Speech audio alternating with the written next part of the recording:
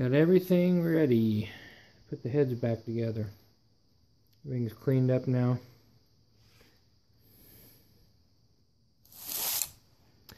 Everything's cleaned up now, and got all the bolts cleaned up, ready to go. Got all the seals ready. Everything I need. I had to run to town and get some O-rings for these. I just went ahead and got new for all of them, but some of them are chewed up. And then it comes with the brass seal on the bottom here, like a compression seal. And we'll get them back together, and then time to put them on.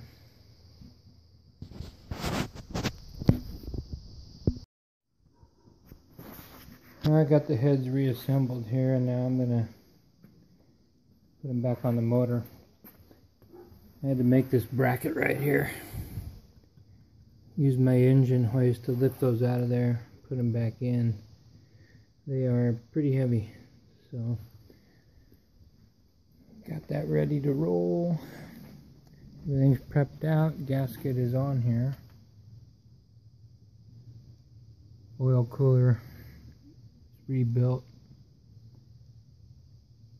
That's all cleaned up and done.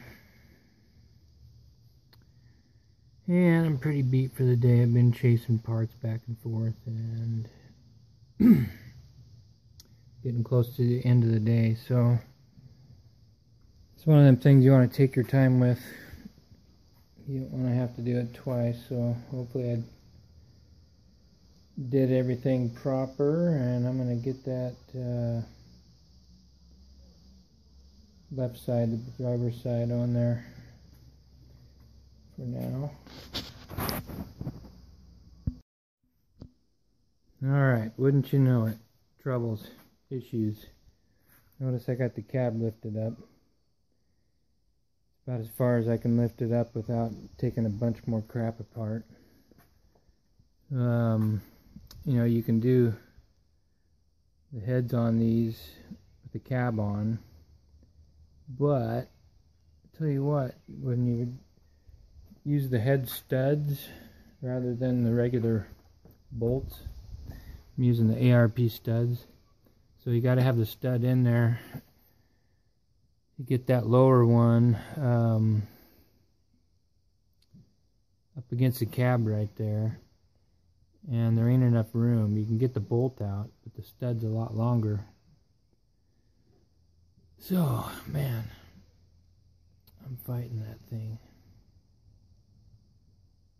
I'm going to give it one more try before I decide. Either I got to take the water pump out, which I don't think it'd help. It's not going to gain me any clearance back there. But it would let me enter it in at a different angle. And then,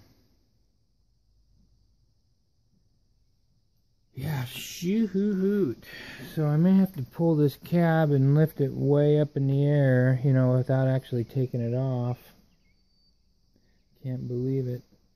You know, they say when you take one of these to the shop and get it done, it's like $5-6 grand, which, there you go. I believe it, because this is stressing me out. And I got a wedding to go to today. Lovely.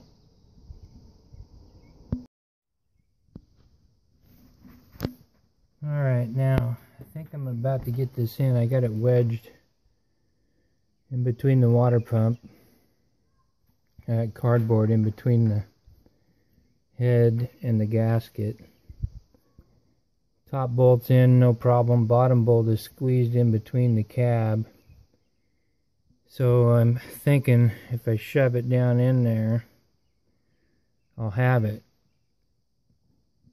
So I just wanted to show that in case anybody's gonna try and do this. Problem is, if I shove it down in there and it don't work, then I gotta try to get it back out again without damaging anything. So here we go. There you go. There's a 6-inch lift, huh? Now I just thought I'd mention, all I had to do was take the e-brake cable loose down underneath. I think that's it. I think that's all it was stretching tight. I was able to get it up that high. And I dropped it in a little bit more. Just about there. So I'm going to drop it in just a tad more. And then yank that cardboard out. I was thinking I was going to stick a rag down in there and try and clean up my oily fingerprints off the bottom of that head. And finish dropping it in. I think it's going to work. So, boy, tight, tight, tight. That's the trick, is to leave that bottom stud out until you fish it down in there most of the way. And then you can find a spot to force it down in the hole. And then wedge it down in there the rest of the way. And I would recommend the cardboard underneath and then the rag here, so you're not hitting the bottom of the head as you're putting it down in.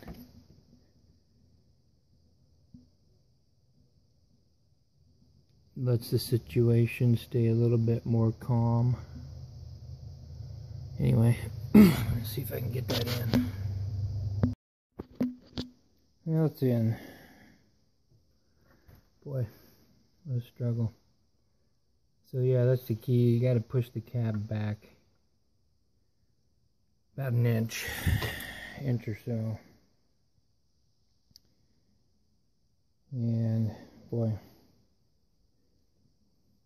it kind of wore me out.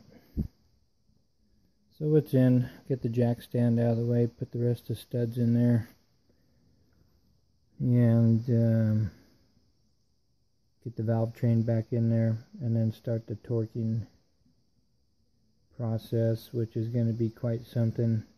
These ARP studs, the final torque on them is 220 foot-pounds. I don't think I've ever torqued anything to 220 foot-pounds, so this ought to be interesting. Yeah, one more thing I figured out in the nick of time. I was watching this video and he said you got to have the dowel on the crank at 6 o'clock, and you know, you got to have the valves in the right spot. This one was sitting way up, which put it at quite a bind, so it wouldn't have wanted to tighten down proper. So I started figuring that out and figured out that 6 o'clock deal. And you gotta make sure it's at the proper 6 o'clock, because the pistons will look the same. Anyway, right up in there, there's a hole in between those two bolts, which is the dowel pin. Right up in here, there's a hole. So I had it down at 6 o'clock, and it still had that valve in a bind, so wrap it around one more time, and that appears to be the proper position, because now these are all much more relaxed. So now I can go ahead and get those torqued down. This thing's kicking my butt, but I'm winning. This is the EGR delete. This replaces that. It's the up pipe from the catalytic converter. And this right here feeds this. And so that's going bye-bye, just a bypass, no exhaust. And now, and then this gets replaced with this. So the water is just going to recirculate back. So there's the kit. Got that pipe out of there. Get this one back in and then replace that stuff. I got both heads in there finally.